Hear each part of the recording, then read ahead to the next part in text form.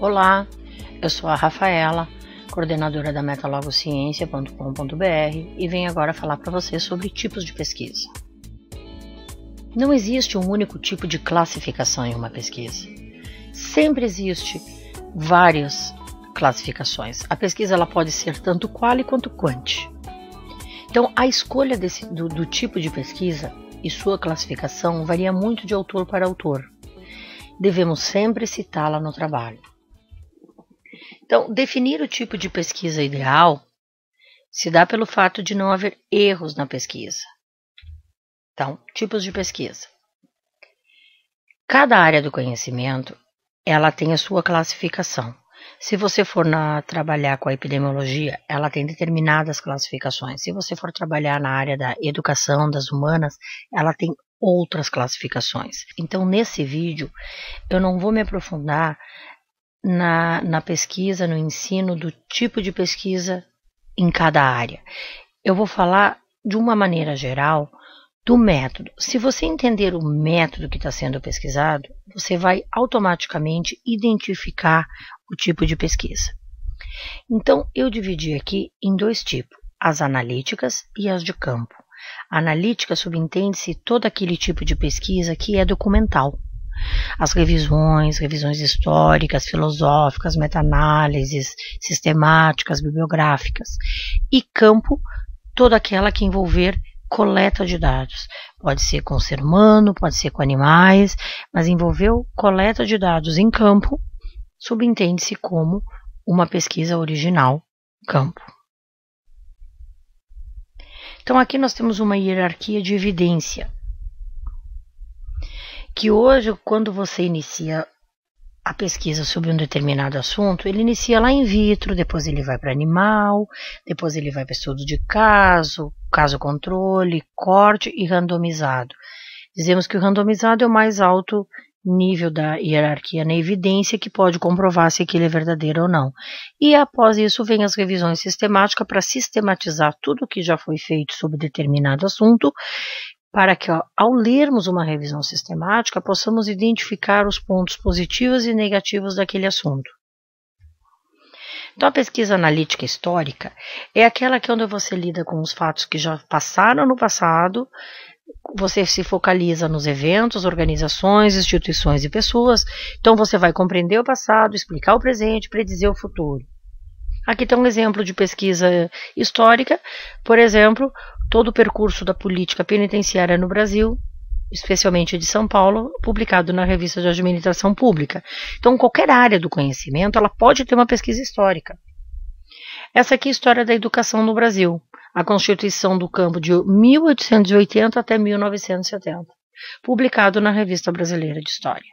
Então, hoje, a pesquisa histórica ela é uma pesquisa que pode ser utilizada para fazer um TCC e, consequentemente, após isso, um artigo e publicado.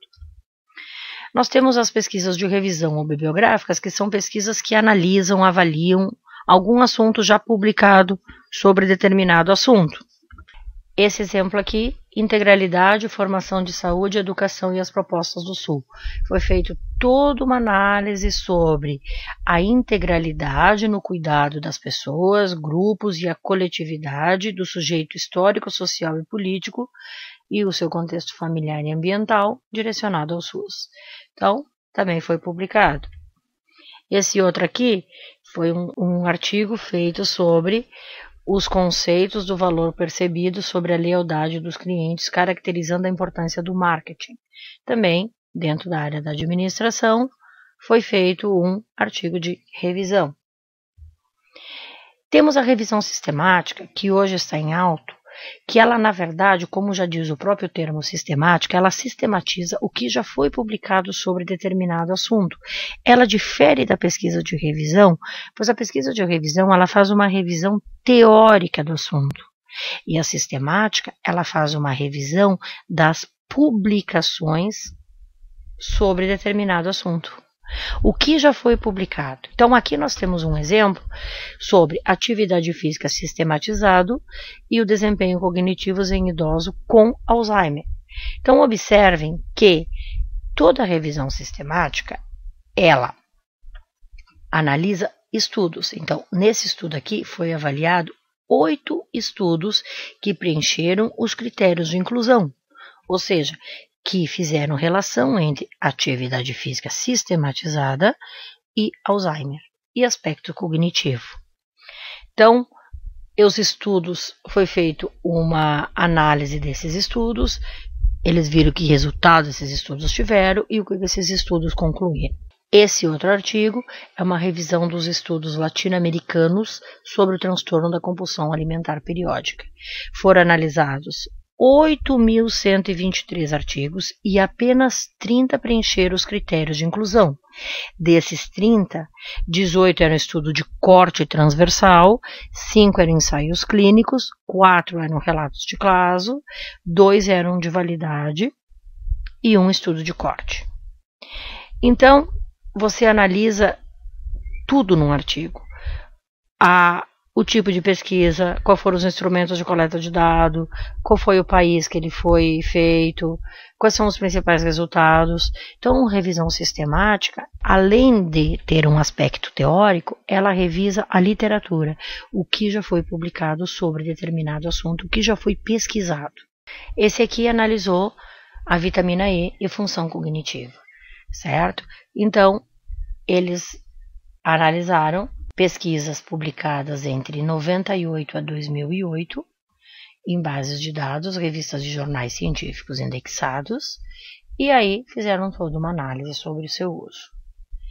Essa aqui sobre a segurança na terapia medicamentosa, foi analisado 16 publicações. Essa outra é sobre simulações computacionais e ferramentas de modelização em educação química. Também foram analisados diversos artigos. Então, vocês podem observar que várias áreas do conhecimento, desde a atividade física, a nutrição, a psicologia, medicina e química. E todas as áreas do conhecimento hoje utilizam muito esse sistema de revisão sistemática. A sistemática ela tem uma metodologia diferenciada da revisão de literatura, como, explicando novamente, a revisão de literatura é apenas uma análise teórica de determinado assunto, e a sistemática é uma sistematização do que já foi publicado. Observa-se aqui que existe até, inclusive, uma metodologia. No artigo da suplementação de vitamina E, observa-se que foi utilizados artigos publicados nas bases de dados Medlines, Lilacs, PubMed. Eles utilizaram apenas artigos na língua inglesa no período entre 98 a 2008. E aí acharam esses artigos e foi feita a análise deles. Nessa forma de metodologia, que é do artigo do Alzheimer, nós temos os critérios de inclusão, que foram utilizados apenas artigos longitudinais, randomizados e não randomizados, que apareciam a função cognitiva, que abordassem atividade física sistematizada, correlacionais, entre outros. Então, dos 459 artigos iniciais,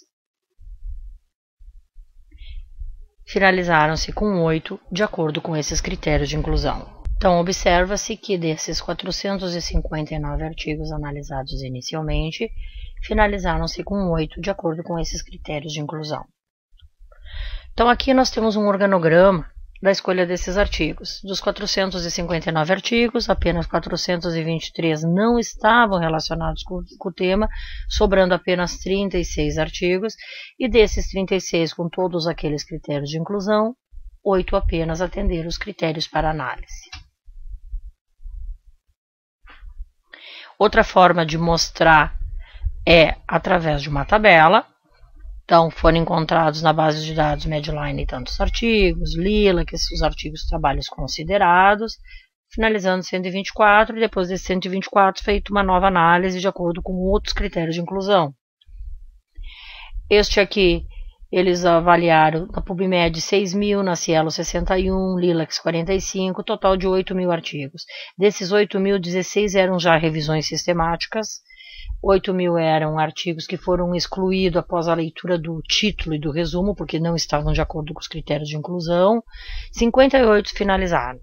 Desses 58, 28 não eram com os critérios de inclusão, segundo os critérios de inclusão analisados, sobrando 30 artigos. Desses 30 artigos, eles se dividiram em estudos transversais, clínicos, casos, diagnóstico e corte.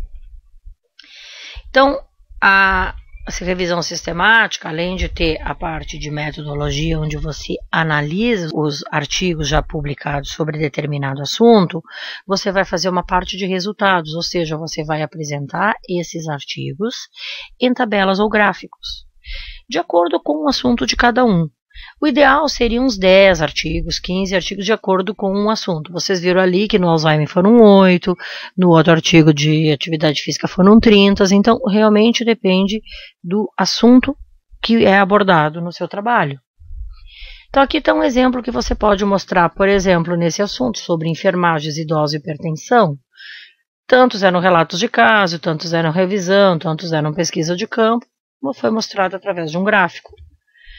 Aqui foi mostrado através de um gráfico os países onde estão publicados esses artigos, aqui os anos de pesquisa sobre aqueles artigos naquelas determinadas bases de dados. Essa aqui já é uma tabela onde estão descritos os artigos utilizados. Então, observa-se que a tabela é construída de acordo com o que você quer mostrar. Então, essas variáveis de cada coluna variam de acordo com o seu assunto. Então, Schaller, 96, pegou homens e mulheres, um bom estado de saúde, 24 homens e 22 mulheres. Eles fizeram Tai Chi Chuan e tiveram um grupo controle que não fez nada. A idade deles era maior de 70 anos, durante 10 semanas eles fizeram uma frequência de 3 vezes semanais e a avaliação que eles usaram foi a avaliação funcional. Depois você vai ter outra tabela com os resultados dessa intervenção. Então, uma revisão sistemática pode conter várias tabelas. Essa seria a tabela 1 da descrição experimental do trabalho. Após isso, seria a tabela 2 com esses resultados. Então, isso vai de acordo com cada um. Esse daqui já é uma tabela onde o autor colocou o tipo de estudo, a amostra, qual foi o critério de classificação e já os resultados, a prevalência e o que ele concluiu.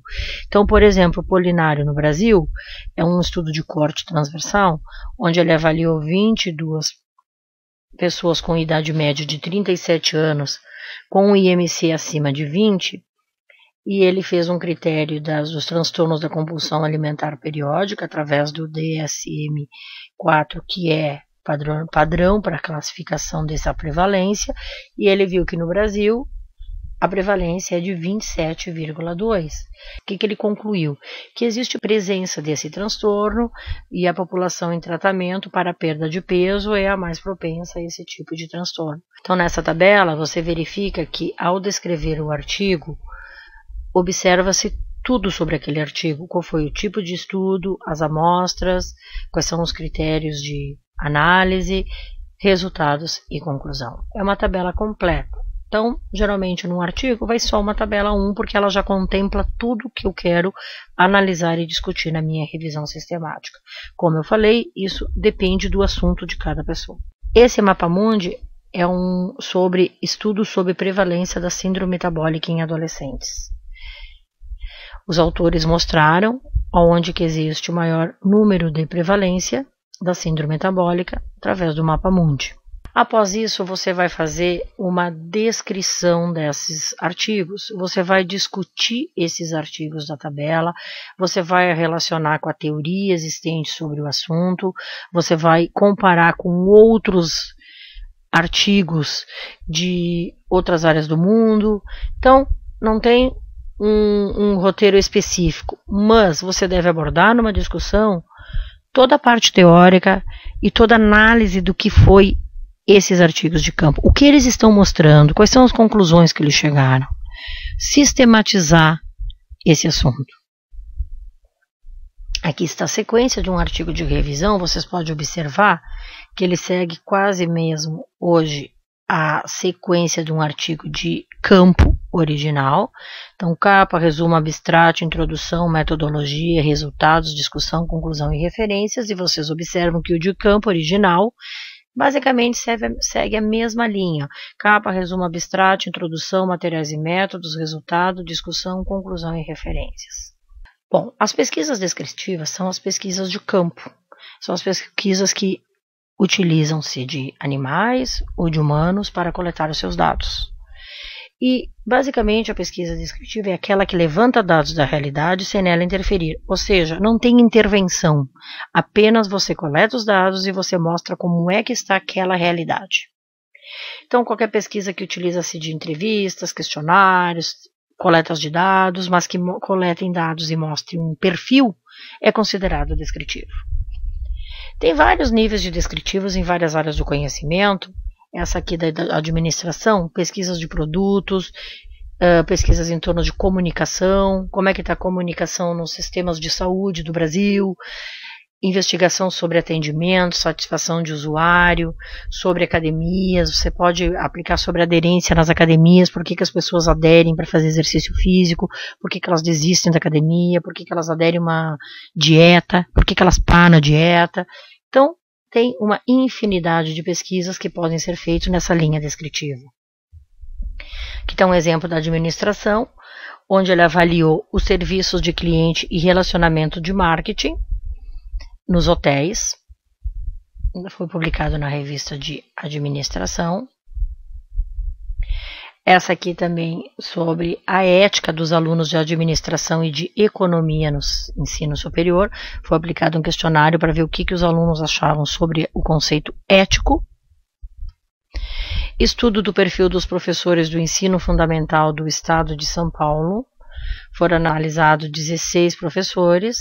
O que eles achavam sobre o tema atividade física e saúde, qual era o conhecimento deles da importância da atividade física e da saúde no ensino fundamental. Este outro artigo analisou, através de um questionário, 30 professores de primeira a quarta série. Ele fez, através de perguntas abertas e fechadas, sobre quais são os hábitos e atitudes dos professores frente ao aprendizado da leitura. Certo? Descritivo, então você mostra esse perfil. E agora nós temos a pesquisa experimental, que é uma pesquisa que requer relação de causa e efeito. Ou seja, você pega um grupo, você aplica uma intervenção e você mede nesse grupo novamente no final. Um exemplo, medir o peso corporal. Hoje, a pessoa vai fazer 3 meses de atividade física com dieta e você vai medir o peso corporal após 3 meses. Ou seja, você fez uma intervenção no meio. Então, essas mesmas pessoas foram medidas antes e depois de um determinado período.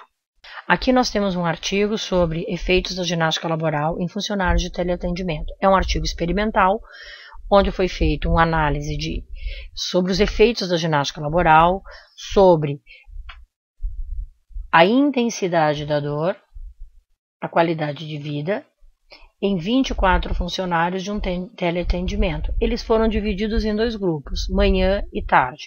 Eles tiveram prática de ginástica laboral 15 minutos, 4 vezes por semana, durante 4 meses, perfazendo um total de 68 sessões de ginástica laboral. Eles queriam verificar se a ginástica laboral diminuísse as dores corporais, os vícios posturais, aumentasse a disposição para o trabalho e promovesse uma maior integração no ambiente de trabalho. Então, depois desse período de 4 meses, foi feito novas coletas e eles compararam os dados pré e pós. Espero ter contribuído. Contate-nos para qualquer informação através do e-mail contato@metalogosciencia.com.br. Não perca tempo. Contate já as suas aulas particulares de metodologia e orientação pelo Skype. Obrigado. Aguarde os nossos vídeos sobre metodologia e estatística. Curta nossa página no Facebook.